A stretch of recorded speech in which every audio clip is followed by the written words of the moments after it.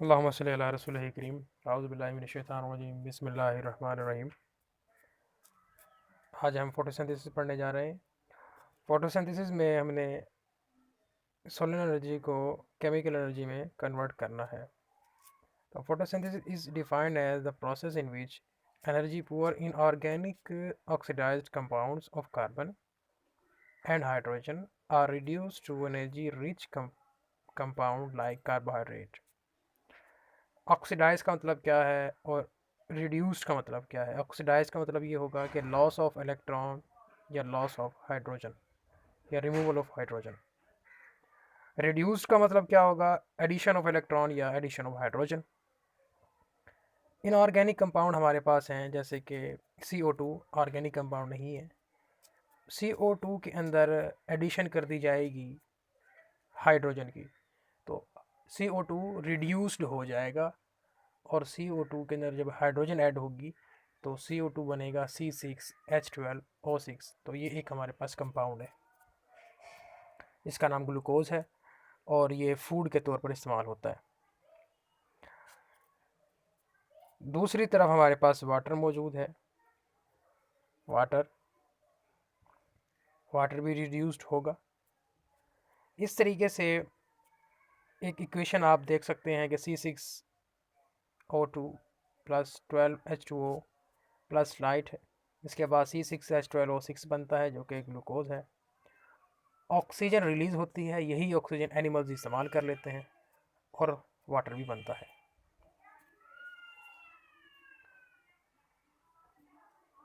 Photosynthetic reactants and products. Reactants आप जानते हैं कि फोटोसिंथेसिस में कार्बन डाइऑक्साइड इस्तेमाल होगी, वाटर इस्तेमाल होगा और लाइट इस्तेमाल होगी, जिसके नतीजे में ग्लूकोज और ऑक्सीजन बनेंगे। फोटोसिंथेसिस का रिलेशन है रेस्पायरेशन के साथ। रेस्पायरेशन इसके इन्वर्स है, exactly opposite the equation of photosynthesis. अब वो ग्लूकोज जो कि फोटोसिंथेसिस के नतीजे में हासिल हुआ, उसके साथ एडिशन हो जाएगी ऑक्सीजन की। यहाँ पर CO2 लिखा हुआ है, ये आपने थोड़ा सा याद करना है कि ये गलत लिखा हुआ है। यहाँ पर 6O2 आएगा, 6O2 आएगा। दूसरी इक्वेशन में CO2 नहीं है, ऑक्सीजन है। C की जगह आपने 6 कर देना है, 6CO2। नतीजे में हमें कार्बन डाइऑक्साइड, वाटर और एनर्जी मिलती है। अमूमन ये रेस्पायरेशन का जो प्रोसेस है ये हम इंसान कर रहे हैं, हर वक्त हो रहा है। वाटर जो है वो दोनों साइड्स पर मौजूद है, आप देख सकते हैं। रिएक्टेंट्स में भी है, यानी कि फोटोसिंथेसिस में रिएक्टेंट्स में बन रहा है, मिल रहा है, और रेस्पायरेशन में हमें एज अ प्रोडक्ट मिल रहा है। तो वाटर को हम कंसीडर नहीं करेंगे, क्योंकि इसकी जो नेट प्रोडक्शन है वो दोनों साइडों पर मौजूद है, तो इसको हम कंसीडर नहीं करेंगे।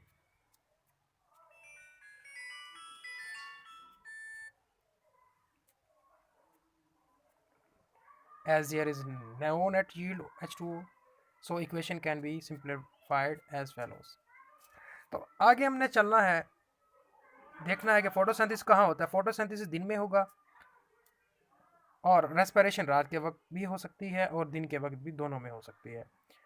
तो एक पॉइंट है कंपनसेशन पॉइंट का। कंपनसेशन पॉइंट एक ये बहुत अहम शॉर्ट क्वेश्चन भी है, पूछा जाता है बारहा बोर्ड में। कंपनसेशन पॉइंट का मतलब ये है, अभी आप ये जान चुके हैं कि फोटोसिंथेसिस और रेस्पिरेशन एक ही वक्त में पौधे में हो रहे होते हैं। दिन में फोटोसिंथेसिस ज़्यादा होती है एज़ कम्पेयर टू रेस्पिरेशन, लेकिन जब ग़ुरूब आफ्ताब का वक्त होता है या सुबह सादिक, डान या डस्क, इस वक्त लाइट इंटेंसिटी कम होती है। जब लाइट इंटेंसिटी कम होगी तो फोटोसिंथेसिस का प्रोसेस कम होगा। फोटोसिंथेसिस का प्रोसेस कम हो जाएगा तो वो एज इक्वल रेस्पिरेशन के हो जाएगा, यानी कि जितनी मिकदार में रेस्पिरेशन हो रही है पौधे के अंदर। ये बात गलत है, कई स्टूडेंट्स जो है वो ये कंसिडर करते हैं कि रेस्पिरेशन पौधों में नहीं हो रही। पौधों में रेस्पिरेशन का अमल होता है, यानी कि पौधे ऑक्सीजन इस्तेमाल करते हैं, लेकिन वो बहुत कम मिकदार में है रेस्पिरेशन का अमल। मेजर जो प्रोसेस है वो फोटोसिंथेसिस है। तो आपने ये बात याद रखनी है कि सुबह के वक्त और शाम के वक्त जब लाइट इंटेंसिटी कम है तो फोटोसिंथेसिस ऑटोमेटिकली कम हो जाएगी, क्योंकि फोटोसिंथेसिस लाइट की मौजूदगी में हुआ करता है। तो उस वक्त क्या होगा कि रेस्पायरेशन और फोटोसिंथेसिस का प्रोसेस बराबर हो जाएगा। दूसरे लफ्ज़ों में हम ये कहें कि जो प्रोडक्ट बन रहे हैं फोटोसिंथेसिस के नतीजे में, हमें जो है ऑक्सीजन मिल रही है, तो वो ऑक्सीजन रेस्पायरेशन इस्तेमाल कर लेगा। रेस्पायरेशन के नतीजे में ऑक्सीजन इस्तेमाल होती है, फोटोसिंथेसिस में ऑक्सीजन बनती है और वही ऑक्सीजन रेस्पायरेशन के प्रोसेस में इस्तेमाल हो जाती है। तो जो प्रोडक्ट बन रहा है वो दोबारा से इस्तेमाल हो रहा है। अब अगर रेस्पायरेशन की बात करें, रेस्पायरेशन के नतीजे में CO2 रिलीज होती है, और वही CO2 जो है दोबारा से रेस्पायरेशन इस्तेमाल कर लेते हैं, रेस्पायरेशन के प्रोसेस में इस्तेमाल हो जाती है। तो इस तरीके से हम ये कहेंगे कि जो प्रोडक्ट रेस्पायरेशन के बन रहे हैं वो इस्तेमाल हो जाते हैं फोटोसिंथेसिस में, और जो फोटोसिंथेसिस जो प्रोडक्ट बना रहा है वो रेस्पायरेशन में इस्तेमाल हो जाते हैं। तो एक कंपेयर यानी कि एक इक्वल सिचुएशन हमें मिलती है, जिसको हम कहते हैं कंपनसेशन पॉइंट। तो नीचे वाला जो पैरा लिखा हुआ है यहाँ पर, लास्ट जो पैरा है, the role of photosynthesis increase with increase of intensity, thus more CO2 is required. This CO2 is can only be supplied respiration. अब ये जो नीचे वाली बात लिखी हुई है, ये उस वक्त की बात है जब लाइट ज़्यादा होगी तो फोटोसिंथेसिस बहुत ज़्यादा होगी। जब फोटोसिंथेसिस बहुत ज़्यादा होगी तो फोटोसिंथेसिस में CO2 बहुत ज़्यादा इस्तेमाल होगी। तो वो रेस्पायरेशन का प्रोसेस जो कि प्लांट के अंदर हो रहा है, अब वो इतनी CO2 पैदा नहीं कर सकता कि वो काफ़ी हो फोटोसिंथेसिस के लिए। तो फोटोसिंथेसिस के दौरान फोटोसिंथेसिस अपना CO2 जो है वो एटमॉस्फेयर से ले लेगा।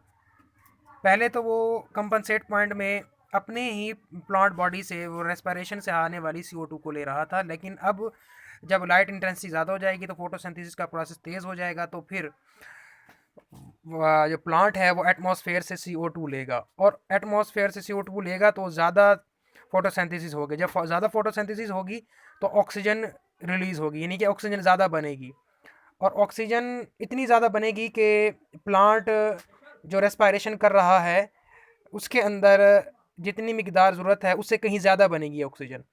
तो फोटोसिंथेसिस के नतीजे में बहुत ज़्यादा ऑक्सीजन बनेगी, और थोड़ी सी मिकदार जो है वो प्लांट खुद इस्तेमाल कर लेगा रेस्पायरेशन में, और बाकी ऑक्सीजन को एटमॉस्फेयर में रिलीज़ कर देगा, और जिसको एनिमल्स इस्तेमाल कर लेंगे। इस तरीके से ये इंटर कन्वर्जन इनका होता है।